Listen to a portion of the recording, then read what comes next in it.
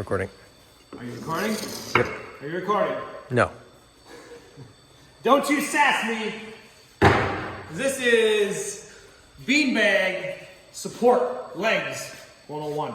So we have figured out through prototyping, through a trial and error process, this is the angle and height that we need. Our finished height for beanbag boards is supposed to be 13.5 inches to the top edge, which we're at. So that means we've got to make some leg that's shorter than that. We can match the angle to the ground here. This is, we figured out, as a 12-degree angle. We create a lockout system that just kind of makes these really tough, bulletproof, okay? Here's what it looks like.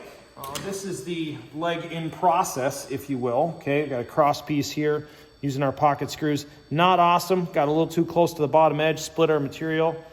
We just need to center these pocket screws a little better. Let's go back even further in the process and start with the plan. Okay, this is our working drawing. So we've got material that is 2.5 inches wide. Our thickness is 3/4 of an inch. That's what it's been planed to, so we can kind of assume that we're working with that. And our length or distances here, I don't even have an overall height listed. You have to do a little bit of math here. 10 7/8 is the distance between the bottom edge, and that would be the center line or center point of the material at the bottom edge, to the center of the hole that's going to be drilled. The hole is 3/8 of an inch. Beyond the center of the hole, we have a radius of 1.25 inches, which happens to be match up with our 2.5 inch width. Now, what works really well for this radius is the bottom of a aerosol spray can, and I will show you that in a little bit. The other piece of information we need here is this angle is a 78-degree acute angle. So instead of cutting these off at a 90, we want to make this 78 degrees. That gives us a 12-degree incline, and it matches up with this piece. And finally, we do have some pocket screws in here that we are pre-drilling in order to put these braces on. Now, the pocket screws are going to be on opposing pieces. As you can see, the way this matches up, the pocket screws are to the inside here on this side. If we wanted it to be for this side, the pocket screws would now be facing outside, which is no good, okay? No bueno. We want to keep these to the inside. So we're gonna, one difference is the pocket screws are going to be on opposing sides, okay? Otherwise, these would be essentially reversible from side to side. This side, oh, they would be reversed. They would, actually wouldn't change, just the pocket screws should change, okay? So let's go over how to make this piece. I'm gonna safety first it here. Double safety. One time. Where should you look for material? We've got a rack up here that has a bunch of narrows and shorts. So you can see we've got some starters here. This piece has potential as long as it's 2.5 inches wide or real close. We've got a strip up here that would work. So we want to look here before we start ripping full strips out of the full pieces of maple up top there. Okay, we've got a piece here that's pretty substantial in length. Double safety here. Let's go over how to change angles on the Makita. We have to push the Makita handle in so these dogs catch down here, and that will allow that bar to raise up and unlock. Now we can thumb bar it, release, and go to our 12-degree angle. Okay, and then if we turn this out, it's going to lock it at 12 degrees. We've got a raw edge here that we'll cut back. We're going to start with our 12-degree angle. It would actually be wiser to put the 12-degree angle on the inside, because then we can share it as an inverse. So if we know we're far enough, how do you know you're far enough? Well, if I go like this, I know I'm far enough. I've got an existing one here. My overall length, safe length, would be 15 inches, okay? To the bottom edge, that would be far enough. But I know I've got enough material here, and I'll show you why we want to make this angled cut to start. Pin it down and back. Make that cut, and now we can just inverse this. I don't even need to flip it really, but we can make a second one right away. This can be an angled cut because we're going to make an arc on the top. Maybe that's confusing. I don't know. You should be able to handle that. We'll just leave it at an angled cut here. Ooh. Warp in the board. I'm going to look at it down this way, Mark. So this board's got significant warp, right? Mostly the tail end, but what happened is as soon as it let loose, it impinged on the blade. It tried to push all the way back here to the fence. So it impinged, and that's why you saw the saw come out at me. I resisted that attack, stopped the Makita, and what do you do here? Well, we power through. Now that we've got to cut most of the way, we're going to recut. Okay, let it stop. And what would you do in this situation? Easiest thing, if we don't need this long length and it's bowed, would be to flip it over, put the bow towards the back. Look at that, that's terrible. Because out of these shorter lengths, we're not going to see it that much. But out of a long strip, it would be a problem. So I've got my 2 pieces cut. Set the rest back up on the rack here. I'm not going to leave it at the chop saw station. Now let's do a little layout. So how do I lay out a center line on here? I want to be 1.25 inches over. Of course, I can use my handy speed square. My 1.25 inch mark is right here. There's a center line there. Centered at 1.25 inches. I'm going to go up really close to where I'm going to put this hole in. And I'm going to put a mark there. Go up a little further. If I really was coordinated, I could use this as a miter slide. Just because I love doing this, try and show you how to do it. Okay, and that's my center line that I'm going to pull from. I know I need to be 10 7/8 off of this bottom center line here, and I'm going to use a material edge here to draw this line all the way down.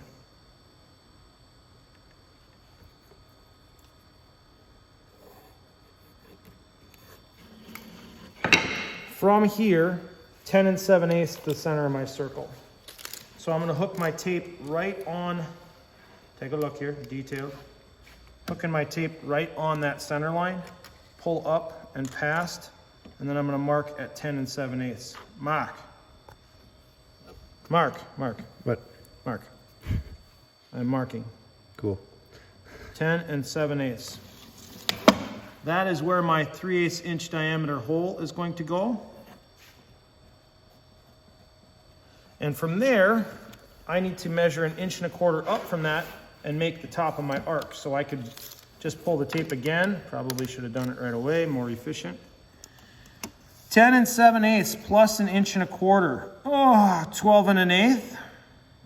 No. Wait. Mark. 12 1/8. Keep going. Keep going. 12 1/8. This should be the top of my arc going over the top of this material. Now, do you think I have an aerosol can ready? No. Let me grab it.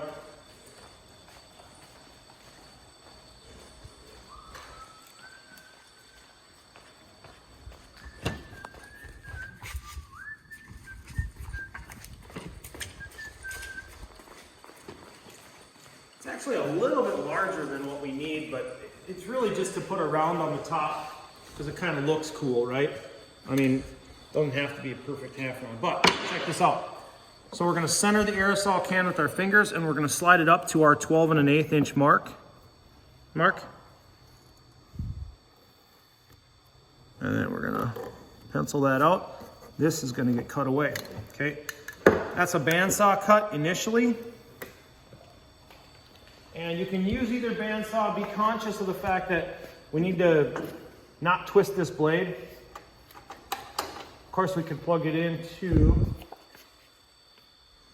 that's weird, it is plugged in. Safety on. Safety third.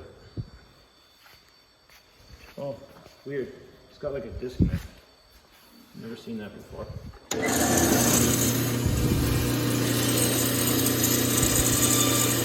So I'm starting almost parallel with the wood edge, and just brush it up against here and let that blade start to work till it bites.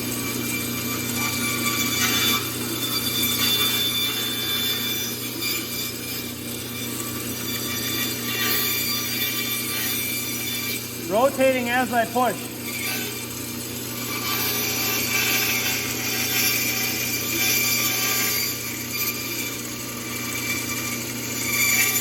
So I'm backing up a little bit if I don't get quite the angle that I want.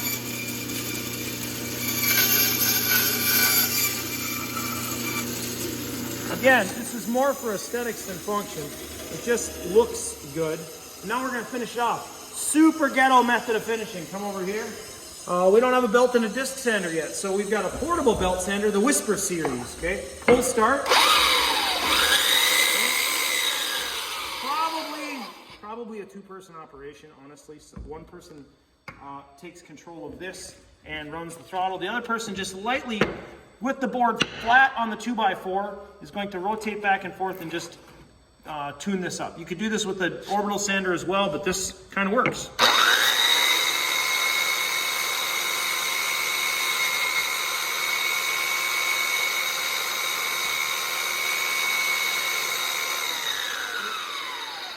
Notice it kicks back at me when I'm going kind of into the grain, right? So if you're worried about that, just sand this half on this side.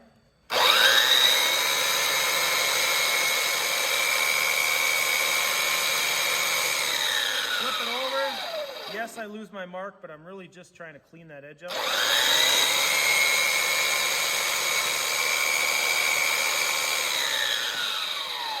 And that is plenty good. Okay, we don't need to get crazy, just something that is concentric, nice arc.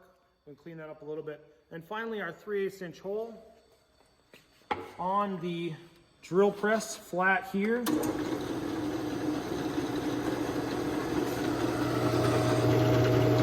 Not exactly a centered bit. Wow, that might need replacing.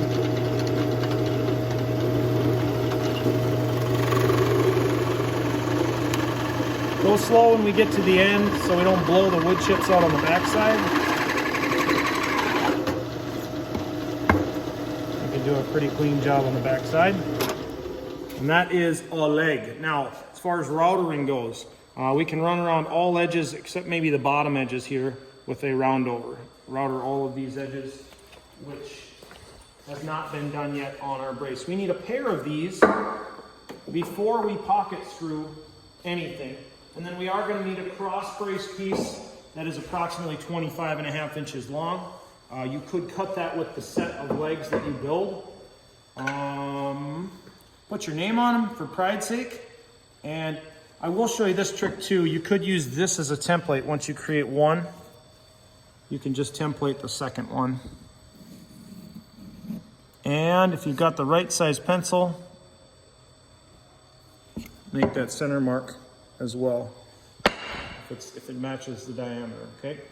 Finish cutting that, make a set of these to help move our sack board project, or beanbag board project along.